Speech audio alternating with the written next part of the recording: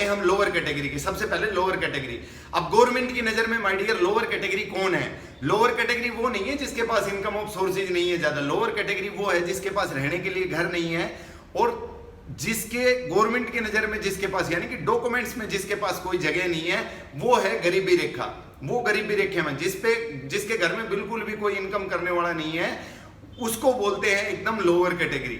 जो ये समझ लो कि बिल्कुल ना रहने का कोई ठिकाना है ना खाने का कोई ठिकाना है, यानी कि मांग के खाना है और कहीं भी सो जाना है। गवर्नमेंट की नजर में माय डियर वो लोअर कैटेगरी है। अब लोअर कैटेगरी जिसको मांग के खाना है, एक बात सोचिए आप, पहले हमारी आंखों के सामने ही पहले जो लोग मांगने वाले थे पहले 1 रुपए मांगते थे।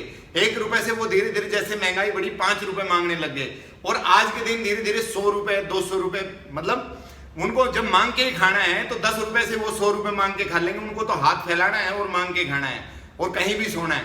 तो माय डियर उनको महंगाई से कोई फर्क नहीं पड़ेगा चाहे कितनी भी बढ़ जाओ। अब बात करते हैं रीच कैटेगरी की।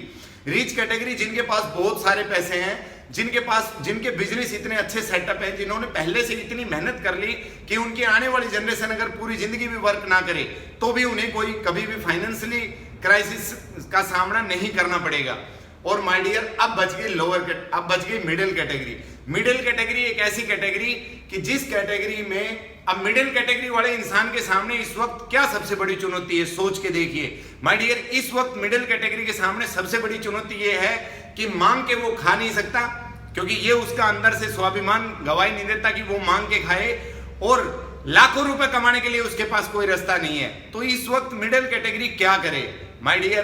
कहीं ना कहीं मिडिल कैटेगरी आज भी एक रीस जिसको बोलते हैं ना कि जेलसी की भावना में, ईर्ष्या की वजह से कि यार जब अमीर लोग अपने बच्चों पे लाखों रुपए खर्च कर सकते हैं तो हम क्यों नहीं कर सकते, जब अमीर लोग अपने बच्चों को प्राइवेट संस्थानों में पढ़ा सकते हैं तो हम क्यों नहीं कर सकते। चाहे एक फादर की इनकम हो या ना हो, लेकिन वो अपने बच्चों के लिए लाखों रुपए कर्ज करके भी उसको प्राइवेट इंस्टीट्यूट से पढ़ाने के लिए तैयार है। तो माय डियर बात को समझने की जरूरत है कि इस वक्त लगातार 1-1.5 साल से इनकम ऑफ सोर्सेज लोगों के बिल्कुल कम हो गए हैं। कहीं ना कहीं देखा जाए तो हर आम आदमी पे इसका असर पड़ा है।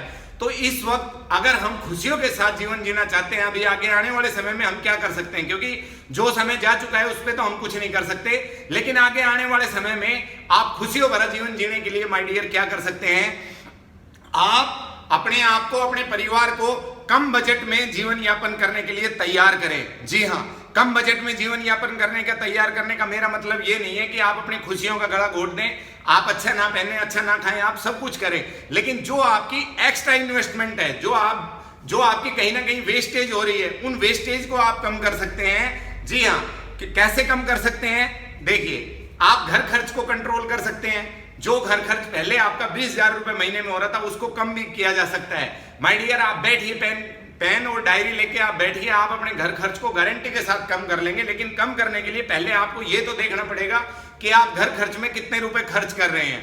सेकंड काम आप क्या कर सकते हैं कि आपके जो एक्स्ट्रा खर्चे हैं, एक्स्ट्रा खर्चे का मतलब कि जिन खर्चों की हमें जरूरत भी नहीं है और फिर भी हम एक्स्ट्रा में कर देते हैं। फॉर एग्जाम्पल बहुत सारे लोग ऐसे हैं जिनके घर में इलेक्ट्रिक आइटम है, जैसे कि मान लो सभी के घर में इलेक्ट्रिक है। अगर एसी है तो 3 कमरे में एसी तो तीनों में चला रखा है, अगर कूलर है तो 3 जगह पे चल रहा है, उसकी जगह आप एक पे भी चला सकते हैं और एक पे भी सारे रह सकते हैं। माय डियर संयुक्त परिवार आप अपना बना सकते हैं इस वक्त, क्योंकि आने वाले 1.5-2 साल तक फाइनेंशियली हर आदमी को प्रॉब्लम रहने वाली है। ये बिल्कुल एक तथ्य है कि आने जो अभी पीछे के डाटा बता रहे हैं उसके हिसाब से लोगों के पास रोजगार के अवसर ही नहीं रहेंगे। तो माय डियर इस वक्त आपको कम बजट करने की जरूरत है। तो आपके जो एक्स्ट्रा खर्चे हैं आप अपने परिवार को संयुक्त परिवार में कन्वर्ट कर सकते हैं।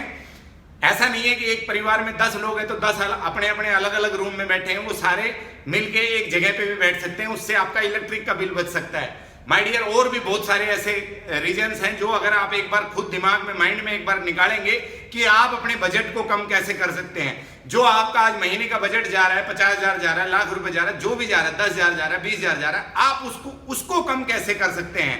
और माय डियर यकीन मानिए कि जब आप पेन डायरी लेके बैठेंगे तो आप इस बात को समझेंगे कि कम बजट में भी अच्छा जीवन यापन किया जा सकता है। जी हाँ, सिर्फ आपको थोड़ा सा अपना नजरिया चेंज करने की जरूरत है। और देखिए समय समय की बात होती है, कहते हैं कि समय बहुत बलवान चीज है। आप थोड़ा सा समय की नजाकत को समझते हुए और खुशियों भरा जीवन जीने के लिए अपने बजट को कम कर लीजिए। अगर कम कर लेंगे तो आने वाले समय में आप बहुत ज्यादा फायदे में रहेंगे। माय डियर मेरी वीडियो को यहाँ तक देखने के लिए आपका बहुत बहुत धन्यवाद। एक बात बताना चाहूंगा कि अगर आप अपने आप को मिडिल कैटेगरी में काउंट करते हैं तो माय डियर जल्दी से जल्दी अपर क्वालिटी में आने की कोशिश करें। और हाँ, एक बात और कि इस वक्त बहुत सारे लोग ऐसे हैं जिनको लग रहा है कि हमारे बिजनेस में तो बिल्कुल ही इनकम नहीं है, अब तो हम कोई सेटअप ही चेंज कर लेते हैं। माय डियर, इस वक्त अपना बिजनेस बदलने का प्रयास ना करें। अगर आप इस वक्त अपना कोई बिजनेस चेंज करेंगे और खास तौर पे तब जब आपकी जेब में बिल्कुल भी पैसा नहीं है, तो ये समझ लो कि आप अपने लिए बहुत बड़ा रिस्क पॉइंट उठा रहे हैं।